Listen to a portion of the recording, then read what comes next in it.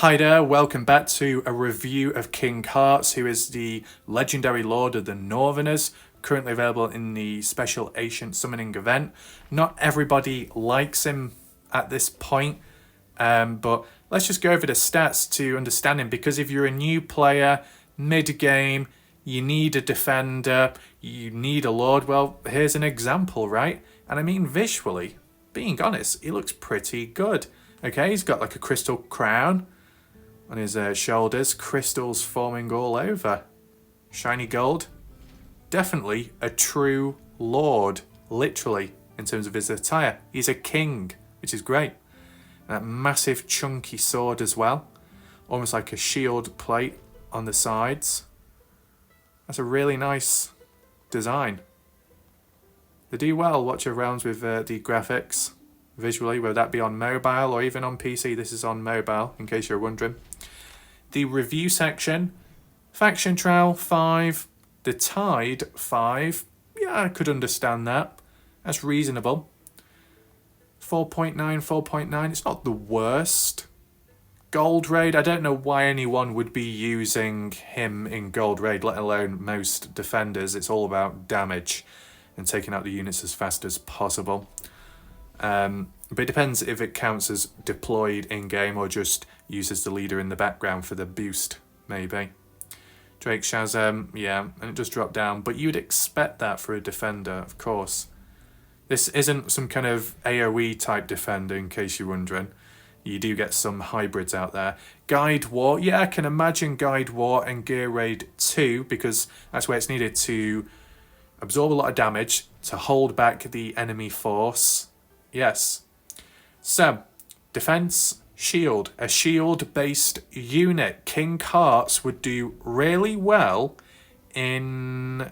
Is it hard or nightmare? I think it's hard, at least the stage I'm at, Void Rift. If we was to head on over to the Void Rift just very quickly so I can put it into perspective. I don't know if it will let me switch it or not. Yes, we go to the hard one. Will be reset. Oh, I don't want to do that. It's a bit of a pain, that. But one of these, whether it be that one, is it that one? Falling Stones, Defenders, Massive, Adjacent Units. It could, well, no, it's not quite this one. It was actually the one before it, and I've already completed the stage. But basically, it was saying how there was those suicide spiders, and that when they are deployed, they go into your heroes and detonate, and you need heroes which can generate shields. And it's the same that can apply to Gear Raid 2, Stage 19 onwards. Deploy heroes that can deploy shields.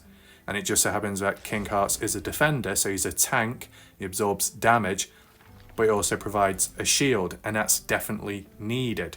So if you are struggling in Gear Raid 2, or you may be trying to progress and get as far as you can in the hard stage of Void Rift, well, King Harz can guide you there.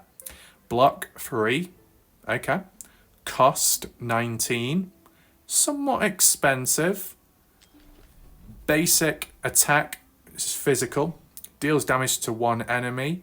Doesn't give the damage numbers, but you wouldn't expect anything from him anyway. His passive, when the hero has any type of shield, reduces physical damage taken by 15%, which is really good, right? And that's when there is a shield present. It does say any type of shield. So maybe that could work with Isolde, because I think she's a Northerner. But then again, you'd probably be using King Harz anyway, because he's a legendary lord. You will have better bonuses. But nevertheless, Isolde can provide shields to all your units. So King Harz could benefit from that with their shield. I believe Vortex, the healer, can provide a shield as well. So King Harz gets a shield in any way besides himself. He can reduce the physical damage taken. So you can see how you can stack it and combine it to get the best outcome, more survivability. The passive of him, every time receiving a shield, increases shield strength by 35%. It doesn't say whether it stacks or not. Every time receiving a shield, the shield strength will be increased by 35%. Right, so I'm guessing once the shield is gone, that 35% bonus has gone as well. And then the next time the shield comes back, it's 35%, so it doesn't stack from the looks of it. Over here, increases faction team members' basic attributes by 15%, periodically grants all faction team members a shield equal to 30% of their max HP individually. And other allies, a shield equal to 15% of their max HP for 20 seconds. The more faction allies there are, the team, the more frequently it will take effect. The defense of shielded faction team members is increased by 20%. Okay. Interesting. Survivability. Where's the actual shield casted? Oh, is it this one? Yeah. Fury of Winter. Deals AoE damage equal to 120% of attacks surrounding enemies, inflicting freeze. Gains a shield that can absorb damage equal to 50% of max HP that lasts 8 seconds. That's where the shield element comes in, how he can generate his own shield. Which, I mean, if it was as a passive, would have been better. Though he is a lord, so it kind of is like a passive in the background. All faction team members a shield, so he'll get one as well anyway. And then with that shield can reduce the physical damage. I get that. The freeze though, frozen, able to take action.